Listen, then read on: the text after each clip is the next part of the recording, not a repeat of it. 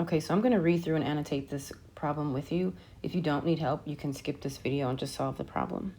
But we have this master bathroom, and a teacher is asking, is it possible to move the WC, which stands for water closet, to the top right corner of the room and turn it so that the longer side is vertical. Vertical means straight up and down. So here's the water closet. That's just the little room that the toilet is in. I want to move the water closet from this corner up here to the top right-hand corner.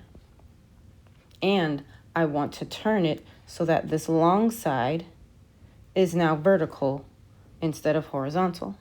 So I don't want it the long way, I want to turn it so it's the other way. You need to figure out if you have enough space to do that.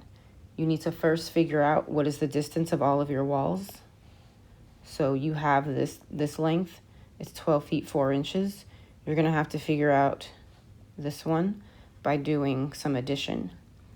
This is a rectangle, so the top and the bottom should be the same. And the two sides should also be the same. So I'm going to stop there, let you finish this question, check your answer in the next slide.